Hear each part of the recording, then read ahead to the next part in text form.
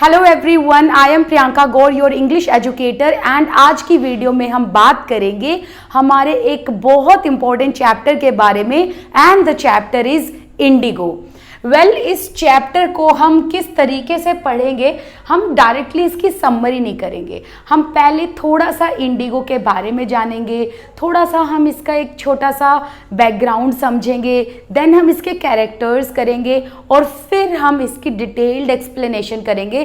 तब जाकर आपको ये चैप्टर बिल्कुल क्लियर हो जाएगा, ये मेरा आपसे प्रॉमिस है। तो सबसे पहले हम बात करते हैं कि इंडिगो चैप्टर लिखा किसने है। ये लिखा है लुई फिशर ने। अब देखो क्या था ना कि जो लुई फिशर थे, इन्होंने महात्मा गांधी जी का इंटरव्यू लिया था और महात्मा गांधी के ऊपर लुई फिशर ने एक प्रॉपर बुक लिखी थी। एंड उस बुक में जो भी इन्होंने लिखा, the life of Mahatma Gandhi, जो बुक इन्होंने लिखी, उसमें से छोटा सा एक्सर्प्ट आपकी क्लास 12th के अंदर डाला हुआ है और वो ही है आपका चैप्टर इंडिगो। मतलब लुई फिशर ने महात्मा गांधी के ऊपर जो बायोग्राफी लिखी, इनकी जो बुक लिखी, उसमें से छोटा सा हिस्सा आपकी क्लास 12th में डाल दिया गया है एंड उसका नाम दे दिया गया है इंडिगो। ये बात क्लियर हुई। अब इस चैप्टर में, इंडिगो चैप्टर में जो भी चीजें आपको बताई जाएंगी वो एक्चुअली महात्मा गांधी ने इंटरव्यू में बताई थी लुई फिशर को, ये ध्यान रखना। ओके, इतना क्लियर हो गया। अब हम बात करते हैं कि इंडिगो है क्या। इंडिगो एक तरीके का प्लांटेशन है, बट अगर मैं आज के टाइम की बात करूं, इन टुडेज टाइम इंडिगो को बैन कर दिया गया है। इसके पीछे रीजन है, उसकी हम बात करेंगे, पर सबसे पहले थोड़ा सा इंडिगो को हम समझ लेते हैं। देखो इंडिगो क्या है ना, ये एक तरीके का वो प्लांटेशन है जो बहुत कॉमन था ब्रिटिश इंडिया के अंदर। जब हम लोगों को कॉलोनाइज किया हुआ था ब्रिटिशर्स ने, तो उस टाइम पर शेयर क्रॉपिंग की जाती थी। तो अगर हम बात करें ब्रिटिश इंडिया के टाइम की या कॉलोनियल इंडिया के टाइम की, तो उस टाइम पर यहाँ शेयर क्रॉपिंग जो थी वो कॉमन थी। ओके, और ये जो सारी कहानी है इंडिगो की, ये है चंपारण की कहानी। ओके जी, इतनी बात क्लियर हो गई। तो क्या करा जाता था कि इंडिगो की प्लांटेशन की जाती थी एंड इसकी जो लीव्स हैं फिर उनको ड्राई करके, क्रश करके, फिर उनकी डाई बनाई जाती थी।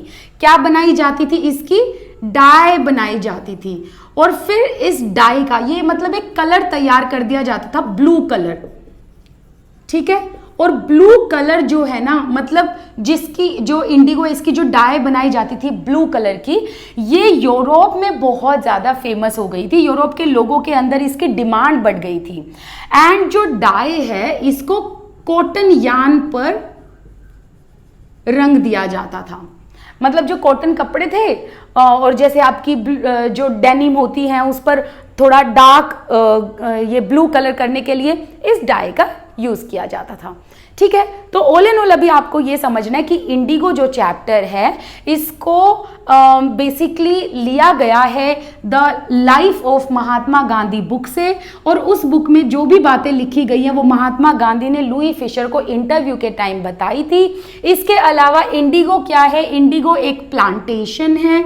इसमें क्या करा जाता है? इसका प्लांट उगाया जाता है, जो इसकी पत्तियां उसको तोड़कर, सुखाकर, फिर उसका पाउडर बनाया जाता है। पाउडर बनाकर उसका एक डाई कलर तैयार किया जाता है जो कि ब्लू कलर का होता है, और उसको कपड़ों में रंग दिया जाता है। आज के टाइम पर अगर हम बात करें तो इंडिगो बैन हो चुका है, लेकिन अगर हम ब्रिटिश इंडिया की बात करें तो शेयर क्रॉपिंग, मतलब इंडिगो की जो प्लांटेशन थी वो बिल्कुल कॉमन थी। और ये कहाँ हुई थी? चंपारण में हुई थी। अब शेयर क्रॉपिंग का मतलब सबसे पहले समझो आप। देखो यहां से एक वर्ड निकल रहा है, शेयर। शेयर क्रॉपिंग में से एक वर्ड निकल रहा है, शेयर। शेयर का मतलब क्या होता है कि कुछ हिस्सा आपको शेयर करना है। जैसे सपोज करो दिस इज योर लैंड, ठीक है। इसमें से कुछ हिस्सा जैसे कि इतना लगा लेते हैं हम, ठीक है। इसको क्या करना, शेयर करना। फिर आता है वर्ड क्रॉप। क्रॉप का मतलब कि इस हिस्से में आप क्रॉप्स उगाएंगे और उस क्रॉप को शेयर करेंगे, तो शेयर क्रॉप। अब आया वर्ड क्रॉपिंग, ठीक है। तो कहने का मतलब है कि एक क्रॉप को, एक फसल को उगाया जाएगा और उसको क्या किया जाएगा, शेयर किया जाएगा, मतलब उसको किसी को दे दिया जाएगा, इसे कहते हैं शेयर क्रॉपिंग। और जो फार्मर्स इन फसलों को उगाकर शेयर करते थे उनको कहते थे शेयर क्रॉपर्स, ठीक है। क्रॉपर का मतलब क्या हुआ, फसल उगाने वाले। शेयर क्रॉपर का मतलब क्या हुआ, फसल उगाकर उसको शेयर करने वाले। इतनी बात समझ आ गई, ठीक है। और भी क्लैरिटी मिलेगी, अभी रुको। देखो क्या था ना कि अगर हम चंपारण की बात करें तो चंपारण में जो ब्रिटिश लोग थे उनके पास मतलब वहां पर ना लैंडलॉर्ड सिस्टम था। आई थिंक सभी को लैंडलॉर्ड सिस्टम की जो है पूरी जानकारी तो होगी ही। तो चंपारण में ना बच्चों लैंडलॉर्ड सिस्टम था, ओके। तो इसमें जो ब्रिटिशर्स थे यही लैंडलॉर्ड्स थे। तो ब्रिटिशर्स ने क्या कहा फार्मर्स को कि तुमको अपनी लैंड पर 15% हिस्से पर इंडिगो ग्रो करनी है। अब मान लो कि 100 एकड़ है ये और 100 एकड़ की जमीन है एक फार्मर की, तो यहाँ पर लैंडलॉर्ड्स ने ये कहा, मतलब ब्रिटिशर्स ने ये कहा, जो जिनके हाथों में ये जमीनें थी उन्होंने कहा कि देखो जी बात ऐसी है, इन जमीनों पर तुमको लगभग 15%, मान के चलो ये हो गया, ठीक है, ज़्यादा इसमें मैथ्स मत लगाना, ठीक है। तो 15% के एरिया में आपको क्या ग्रो करनी है, इंडिगो ग्रो करनी है। क्योंकि यूरोप कंट्रीज में ना, यूरोपियन कॉन्टिनेंट पर क्या था कि बहुत ज़्यादा इस कलर की, ब्लू कलर की, इस डाई की डिमांड बढ़ गई थी। तो इसीलिए ब्रिटिशर्स को पता था कि इंडिया से अच्छी जगह तो कोई है ही नहीं, क्योंकि हमारे यहाँ की जो सोइल है उसकी फर्टिलिटी बहुत सही थी, राइट। तो उन्होंने क्या करा, चंपारण में हुआ ये कि इन्होंने फार्मर्स को बोला कि तुम क्या करोगे, तुम अपनी जमीनों पर 15% पर इंडिगो ग्रो करोगे। लेकिन फार्मर्स को ये सब नहीं पसंद था। क्यों? क्योंकि बच्चे बात ऐसी है कि जो फार्मर्स थे ना, उनका जो लाइवलीहुड था वो सारा का सारा जमीन पर ही डिपेंडेंट होता था। लेकिन अब उनको जबरदस्ती ये बोल दिया गया कि 15% के हिस्से पर आप इंडिगो ग्रो करोगे। तो एक तो ये बात उनको अच्छी नहीं लगी, दूसरा हुआ ये कि इंडिगो प्लांटेशन की वजह से जो सोइल की फर्टिलिटी थी, जो सोइल की फर्टिलिटी थी वो खराब हो गई, वो लूज होने लगी, ठीक है। सोइल की फर्टिलिटी डिमिनिश होने लगी। तो इसीलिए फार्मर्स नहीं चाहते थे इंडिगो की प्लांटेशन करना। इसीलिए आज के टाइम पर इंडिगो बैन है, क्योंकि सोइल की फर्टिलिटी खराब हो जाती है इंडिगो की वजह से। अब हुआ क्या, ये एक प्रॉपर 15% अग्रीमेंट बनाया गया, जो मैं आपको चैप्टर में बहुत डिटेल में पढ़ाऊंगी। तो ब्रिटिशर्स ने क्या करा, एक प्रॉपर 15% का एक लीगल अग्रीमेंट बनाया और इस अग्रीमेंट में ये कहा गया कि भाई बात ऐसी है कि आप लोगों को क्या करना है ना, आप लोगों को प्रॉपरली 15% के हिस्से में इंडिगो ग्रो करके आप लोगों ने उसको हमारे साथ शेयर करना है, ठीक है। तो ये बोला कि आप लोगों को 15% के हिस्से पे इंडिगो ग्रो करनी है, फिर उसके बाद शेयर करना है, ठीक है। लेकिन क्या फार्मर्स ये चीज करना चाहते थे? नहीं, क्योंकि उनको पता था कि एट द एंड क्या होगा, हमारा ही नुकसान होगा, हमारी ही जमीनें खराब होंगी, राइट। अब हुआ ये एक दिन कि ब्रिटिशर्स को ये पता चला कि जर्मनी जो है ना, जर्मनी जो है वो भी ब्लू कलर डाई, जो ये ब्लू कलर है, मतलब जो डाई होती है वो ब्लू इन कलर उनके पास सिंथेटिक वे में अवेलेबल है। मतलब जर्मनी जो है ना वो क्या करने लगा था, उन्होंने इस ब्लू कलर को, जिससे जो डाई के काम आता है, ठीक है, इस ब्लू कलर को वो लोग सिंथेटिक तरीके से उगाने लगे और बहुत मात्रा में इनके पास अवेलेबिलिटी होने लगी और चीप रेट पर होने लगी अवेलेबिलिटी। तो क्या करा ब्रिटिशर्स को ये पता जब चला कि भाई देखो बात ऐसी है, इंडिगो अगर हम इंडिया की बात करें, इंडिया में उनको जो है बहुत टाइम तक वेट करना पड़ता था, इंडिगो की डिमांड इंडिया में पूरी नहीं हो रही थी, क्योंकि इंडिगो ग्रो करने में टाइम लगता है, उसको काटने में टाइम लगता है, उसको क्रश करने में टाइम लगता है। सही बात है ना, समझ रहे हो, क्योंकि हम लोग जो भी इंडिगो ग्रो करते थे वो ऑर्गेनिक करते थे, ठीक है। लेकिन जब उनको ये पता चला कि जर्मनी जो है वो इंडिगो ग्रो कर रहा है, वो भी सिंथेटिक तरीके से, और उसकी अवेलेबिलिटी कॉस्ट जो है वो बिल्कुल चीप रेट पर है, तो इसलिए ब्रिटिशर्स ने सोचा कि क्यों ना हम जर्मनी से जाकर सीधा इंडिगो लें, ठीक है।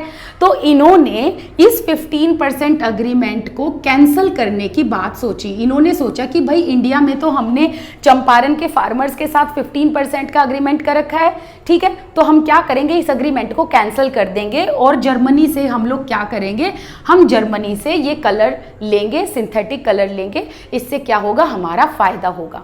तो अब जो ब्रिटिशर्स थे उन्होंने इतना पागल बनाया, इतना बेफूल किया चंपारण के फार्मर्स को, उनको कहा कि देखो जी बात ऐसी है, इस 15% के अग्रीमेंट से हम आपको बरी करते हैं, बट आपको हमें कंपेंसेशन देना होगा इस फ्रीडम का। अब कुछ फार्मर्स ऐसे थे जिन्होंने कंपेंसेशन दे दिया था, कुछ फार्मर्स ऐसे थे जो कंपेंसेशन नहीं देना चाहते थे, ठीक है। उन फार्मर्स में से एक फार्मर था राजकुमार शुक्ला। अब जो राजकुमार शुक्ला है ये फार्मर भी था एंड ये फार्मर्स का एक तरीके से स्पोक्स पर्सन या लीडर भी कह सकते हो। हालांकि ये अनपढ़ आदमी था, ये पढ़ा लिखा नहीं था, बट इसी के साथ साथ ध्यान रखना कि ये आवाज उठाता था फार्मर्स के लिए। तो राजकुमार शुक्ला को जब ये पता चला कि भाई इन्होंने तो हमें पागल बनाया है, इन्होंने हमसे 15% का अग्रीमेंट कैंसिल करके कंपेंसेशन भी हम ही से लिया और साथ साथ ये लोग पैसा कमा रहे हैं जर्मनी से इंडिगो लेके, क्योंकि क्या करते थे, सस्ते दाम में जो ब्रिटिशर्स थे ये खरीदते थे, महंगे दाम में यूरोपियन कंट्रीज में जाकर बेचते थे, ठीक है। तो जब ये बात इनको पता चली, अब राजकुमार शुक्ला को बहुत गुस्सा आया, वो यहाँ दर बदर भटके, ठीक है। फिर किसी ने उनको सजेस्ट किया कि एक काम करो, अगर तुमको फार्मर्स के लिए आवाज उठानी है, आप जाएं महात्मा गांधी जी के पास और वो ही आपकी मदद कर सकते हैं।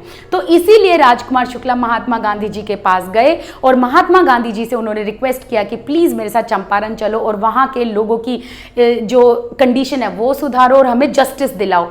और महात्मा गांधी आए, उन्होंने जस्टिस दिलाया और यही है चंपारण मूवमेंट जो कि आपको इस चैप्टर में देखने को मिलेगा। ये तो था एक बैकग्राउंड, एक छोटी सी एक कहानी कह सकते हो या एक छोटा सा बेस इस चैप्टर का। अगर आपने ये जान लिया ना तो आपको काफ़ी चीज़ें अब क्लियर हो जाएंगी। तो अगर हम चैप्टर की शुरुआत करें तो चैप्टर की शुरुआत ही ऐसे होती है कि राजकुमार शुक्ला जो है ना वो गांधी जी से मिलने जाता है। लेकिन आपको पता होना चाहिए ना कि वो गांधी जी से मिलने क्यों जाता है। हालांकि इस चीज़ को मैं चैप्टर में और डिटेल में कराऊंगी, बस आज इस वीडियो में मेरा मेन मोटिव ये था कि पहले मैं आप लोगों को एक बेसिक सी क्लैरिटी दे दूं इस चैप्टर की। और ये था पार्ट 1 इंडिगो का। अब नेक्स्ट पार्ट के लिए आपको ज़्यादा इंतज़ार नहीं करना पड़ेगा, मैं जल्दी ही इसकी एक्सप्लेनेशन विद डिटेल लेकर आऊँगी। उससे पहले हम छोटे मोटे इसके जो भी कैरेक्टर्स हैं वो कंप्लीट करेंगे, फिर डिटेल समरी करेंगे। Thank you so much for watching this video and इसके अलावा आप मेरे साथ टेलीग्राम, इंस्टाग्राम पर जुड़ सकते हैं, दोनों के लिंक आपको डिस्क्रिप्शन बॉक्स में मिल जाएंगे। Thank you.